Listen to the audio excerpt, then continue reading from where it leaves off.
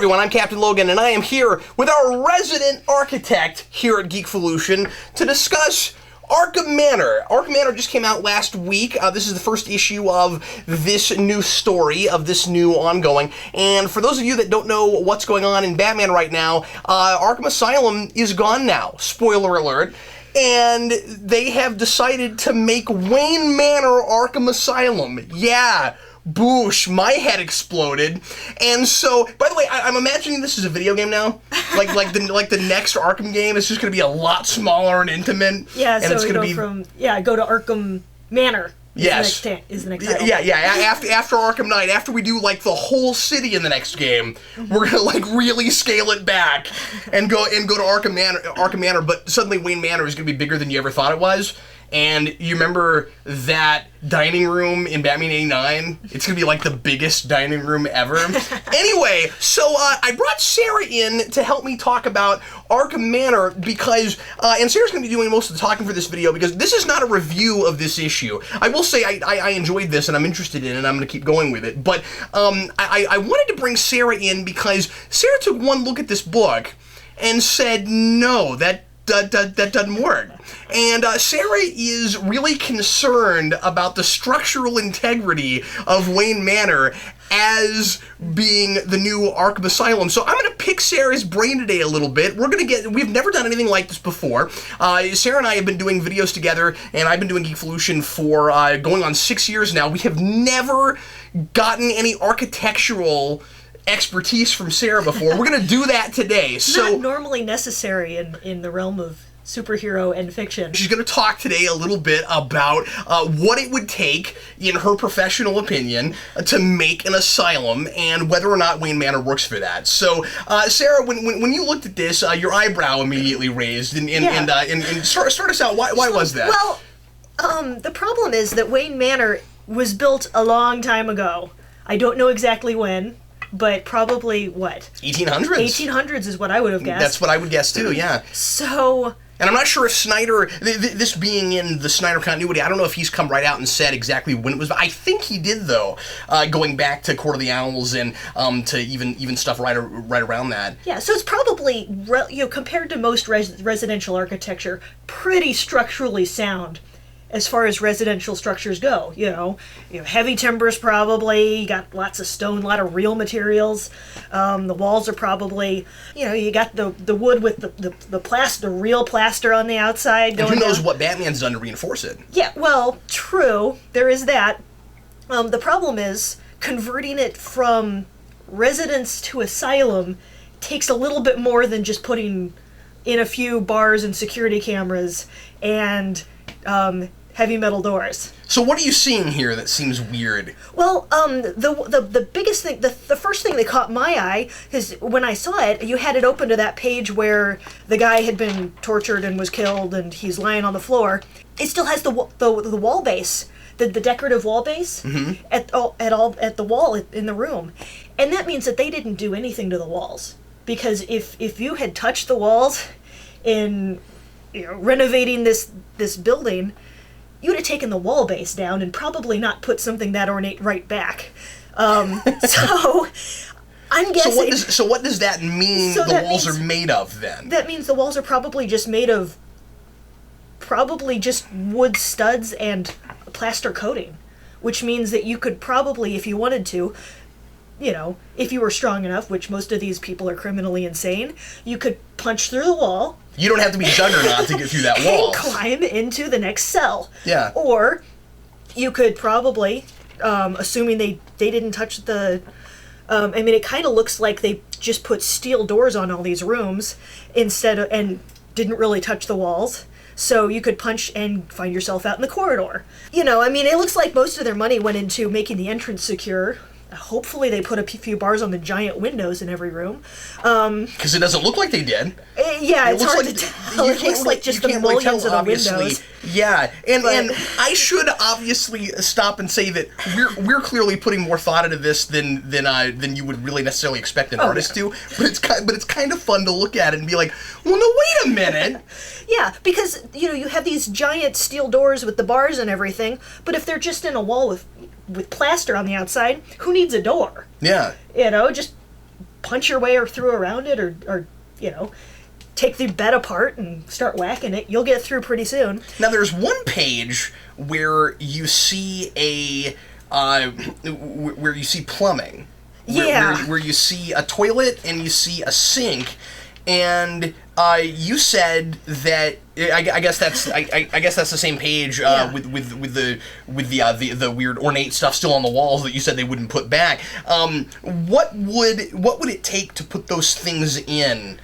And because clearly they wouldn't be there in the first place. Yeah, well, yeah, they wouldn't have been in the bedrooms initially, certainly.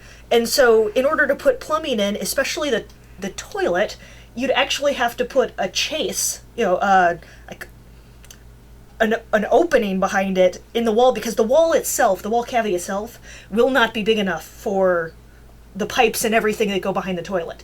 You need to double the wall, or you have some sort of a space, but here it's all flush. So either they built into the next room, or the artist doesn't know that you need a chase behind the toilet.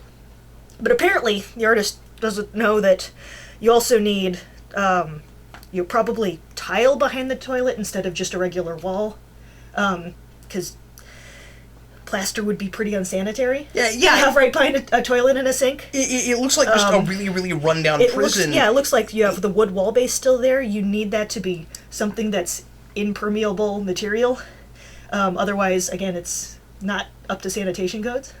Well, doesn't it seem like if you were going to build a brand new asylum in the first place, it would look more state-of-the-art? I mean, even if you had, even if you didn't have enough money to do it exactly the way you wanted it, you wanted even to. a rush job, the fixtures would look new. What we're seeing here makes it look like the asylum as an asylum has been there for, decades. Yeah. Because look at that sink and that toilet. They at least don't look very clean.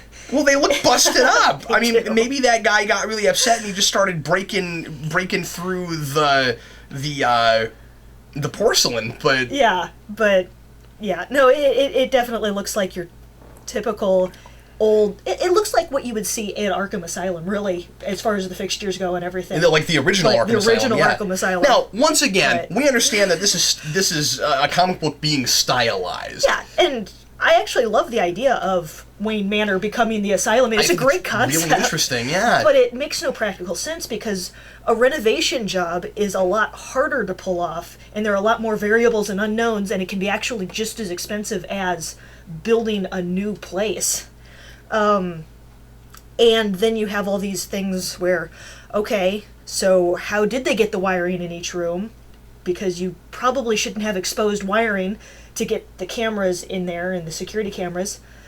Well, that takes time and money, and are you going to tear down the walls, which apparently they didn't do, in order to put them in there? At the beginning of the comic, it acts like they had a certain amount of time to put the whole thing together, and it almost reads as if more work happened than it looks like we're seeing. Like, there are places, and I found this even not even talking to you about it yet. There were places that I felt like the art wasn't really matching up with the narration boxes. Yeah, well, the one box that I found, it says the manor can be freed from the linoleum, the white paint, even the bars. Blood will be harder to wash away. Well, the page that we're looking at, we still have wood floors, not linoleum. At least we have white paint, but, I mean, that's probably pretty standard. And who knows about the bars? Now, let me ask you this. How easy, just looking at the art that we're seeing, how easy would this place be to break out of? Well, it would be, assuming there are bars on the windows, which I would assume. I don't think we can make that assumption, they but... they look like bars. Okay, that one, it looks like it's barred. From a farther back off shot, you couldn't really tell. It's really hard to tell whether they're bars or it's just the mullions in the glass. Yeah. But I'm going to assume that those are bars. It seems like it would be extremely easy to break out of the individual cells. Breaking out of the building itself, it looks like they put all their money up at the front entrance. So yeah, but there's other there's got to be other ways to get out of that building. It's a huge house. Yeah, well, hopefully they did the same state-of-the-art treatment in other places at the entrance as anywhere there was an exit. Well, don't you think it would be easy to pull those wood panels out of the floor and burrow underneath. Possibly. I mean, now, we don't know what floor that guy's on. Yeah, I mean, use the bed as a crowbar, you know, take it apart and pry it open. I mean, you'll probably just be looking at joists underneath. You could, as long as you're not a very big, bulky criminal, you could probably squeeze through the joists. But, you know, I think you can get out of these cells.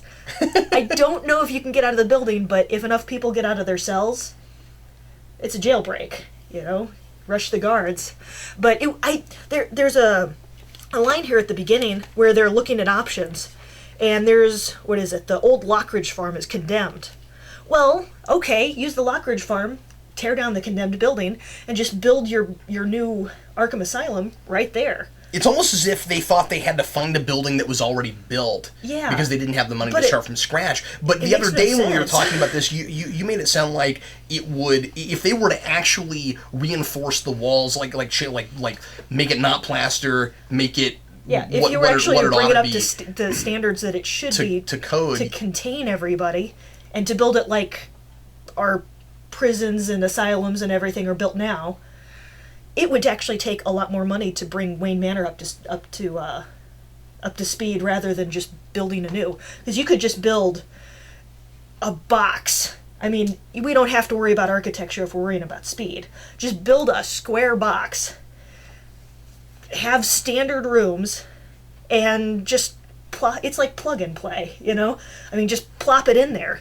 Hire an architect who's actually done a lot of prisons before, or a lot of asylums or whatever, and that guy knows what he's doing. He could probably get something knocked out, you know, drawings within 2 or 3 months, and then the building built within about 6 months if you really rush it.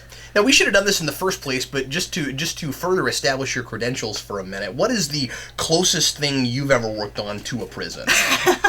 Well, this is going to sound kind of bad, but K through 12 schools. Why are those similar to prisons? Well, they're in the architecture. Okay.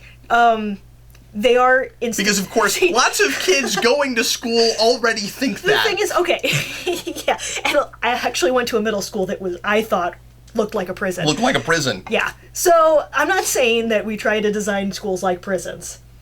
However, but there are similarities. There right? are similarities, and most of the rest of the work I've done has been commercial and some residential, but mostly commercial. And commercial's a lot further away from prison than schools. Just saying.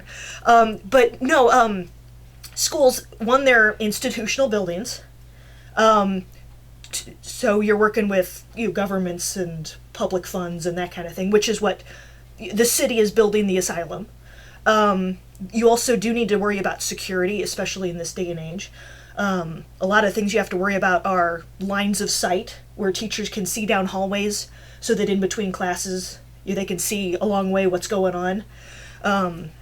You need to have the access points secure so that you come into the office and somebody has to go to the main office first before entering the building, that kind of thing. And so, and it's built to last, most importantly. So you're not making this out of wood. You're not making it even necessarily out of steel studs with gypboard on either side. You're making this. Most schools, you have the CMU walls between classes. Yeah. And if you're going to use any studs with gyp, that's in the admin portion, because they may want to rearrange their administrative offices or whatever.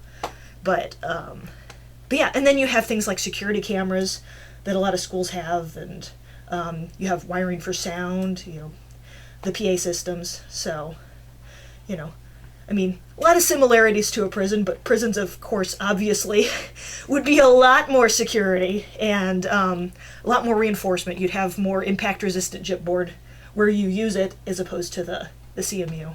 But, yeah.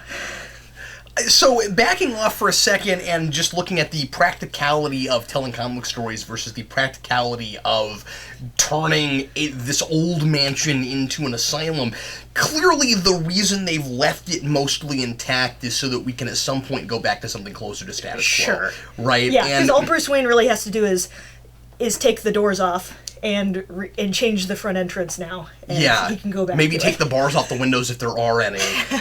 If those are actually bars, yes. I think it would be be incredibly sad, and it already is really sad the way it reads, that this has happened to Bruce Wayne's father's home, but that he actually approves of it to a certain degree.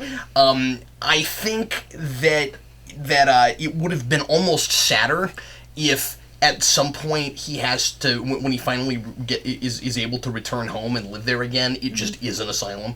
And like they had to build it, they tore his house down, and they built it up from the ground up, and now he's living in it. And when you look at the psychology of Batman, this whole notion of his home is now an asylum is really fascinating. Yeah. You look at all the stories that have been told, and even the Arkham Asylum and Arkham City video games especially dealt with this a lot. This is Paul Dini's favorite thing to deal with, the psychology of Batman. How close is he to his villain psychology, and is he really a hero, or is he just another freak who just happens to be obsessed with saving people and with not killing, and is he just as insane because he'll never say kill the Joker or and that kind of stuff. And so actually just the horror of his house is now the asylum, I think is a fantastic idea. I think thematically it's great, and I think it's an interesting notion, especially with Batman still being in his Batcave underneath it, which is kind of cool. So it's just, if you think about anything too hard, you'll find holes. Oh, sure. I just thought it was really, because I showed this to Sarah, and the first thing she started doing was going, well, that's not up to code, and I thought it was hilarious, so I thought we would share. Well, everybody, thanks again for watching. We sure appreciate it, and I'll see you again with all the other copious things we're doing this week. I am Captain Logan. And I'm Sarah.